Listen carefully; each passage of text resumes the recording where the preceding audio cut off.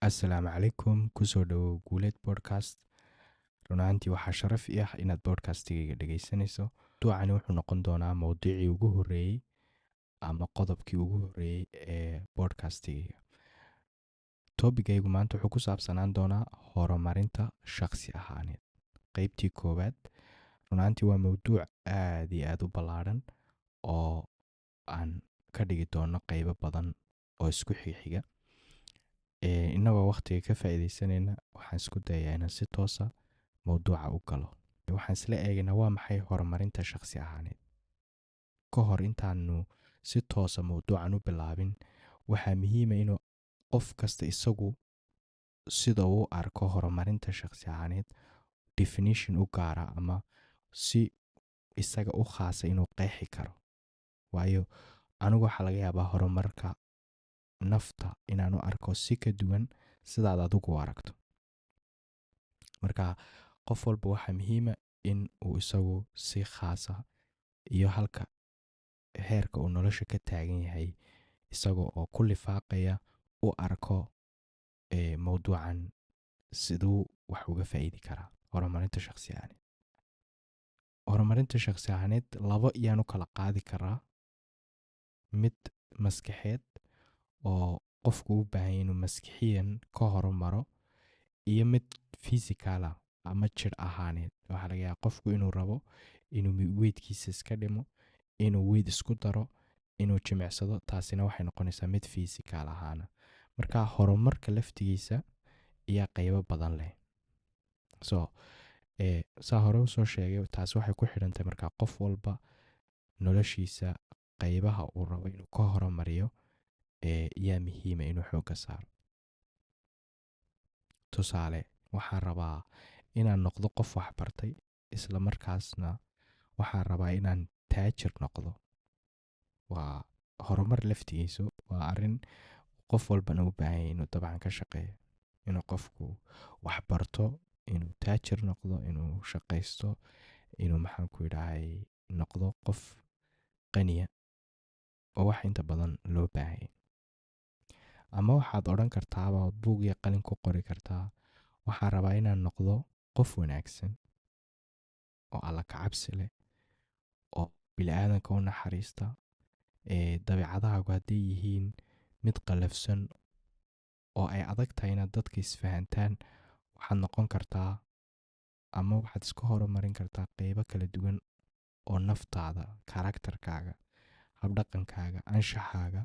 Taas laftigeedu waa horumar ama waxay hoos imanaysaa horumarinta shakhsi ahaaneed.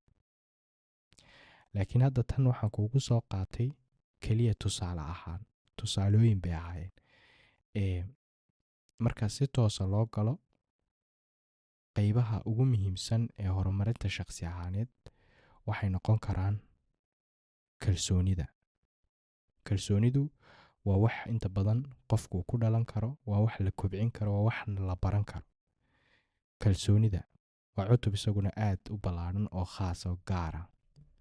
Horumarinta hadalka, taasoo inta badan afka qalaad loo yaqaano communication skill, waa wax uu u baahan yahay qofku inuu iska horumariyo, macnaha inuu horumariyo, uu ka shaqeeyo. Hadduu yahay qofku qof aan laba qof horteeda ka hadli karayn, ama aan qeexi karayn wuxuu uu rabo, aan bulshada ama qofka uu la macaamilayo u sheegi karayn, way adag tahay markaa ganacsi ahaan, ka waxbarasho ahaan, qofkaasi caqabado kala duwan iyuu la kulmaya haddii uuna qofku ku fiicnayn communicationka. Marka qodobada ugu muhiimsan ayaan isdul taagaynaa hadda. Sidoo kale waxaa horumarinta shakhsi ahaaneed hoos imanaya fahanka iyo dareenka bulshada. Bulshada aad ku xeeran tahay inaad fahanto keliya ma xataa waa inaad dareemi karto emotionalkooga, qaab maskixiyankooga, habka aad ula macaamilayso waa inaad dareemi kartaa. Laftigeedu waa wax la barto, oo wax la horumarin karo, waa wax mar walbana qofku u baahan yahay. Taa laftigeedu waxay hoos imanaysaa horumarinta shakhsi ahaaneed. Wax ka qabashada walaaca, isaguna waa qodob kale oo loo baahan yahay qofku inuu garto ama barto. Ee, walaacu waxaa keeni kara marxaladaha kala duwan ee qofka nolosha uu ku sugan yahay waqtigaas, niyad jabka iyo arrimahaas.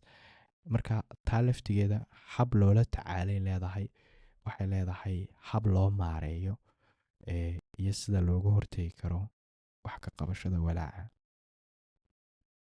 weli waxaan maraynaa qodobadii ugu muhiimsanaa ee horumarinta shakhsi ahaaneed, laakiin saan horeyba kuugu sheegay bodcastigaygu waa bilow hadda. cutub cutub iyo qodob qodob baan u dul istaagi doonaa, si fiican oo ballaadhanna waanu u falanqayn doonaa insha allah.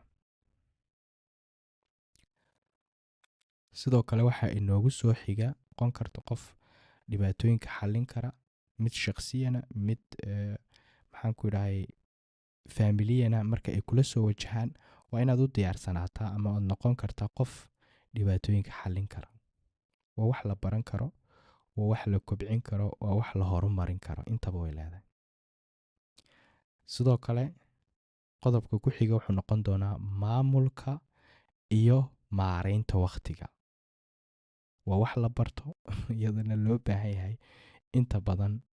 hadduuna qofku maamuli karin wakhtigiisa oo uuna maareyn karin, ouna kala qodqobi karin oo gogoyn karin, odhan karin maalinka saas iyo saas, wakhtiga saas iyo saas, halkaasaan ku qoranaya waxa inaan qabtaa loo baahanya. inuu qofku wakhtigiisa 24 saaca u haysto maareyn karo laftigeedu waa wax loo baahan yahay oo horumarinta shakhsi ahaaneed hoos imanaya, oo loo baahan yahay qofku inuu iska dhiso ama ka shaqeeyo. sidoo kale qodobka ku xiga dejinta yoolka iyo dhiirigelinta naftaada. yoolku waa wax muhiima in qofku uu lahaado yool, mid 6 bilooda, mid sanada, mid 5 sana. waxaasaa rabaa, hadafyadaasaa rabaa inaan gaadho. waa yool, waa inuu qofku yool dejisan karaa. waa in uu qofku sidoo kale yoolalka yaryar markuu ku guuleysto uu noqon karaa qof naftiisa dhiirigeliyo, yidhaaha wale wax fiican baa qabtay, I can do it more and more. waxan iyo wax ka waaweyn baan qaban doonaa.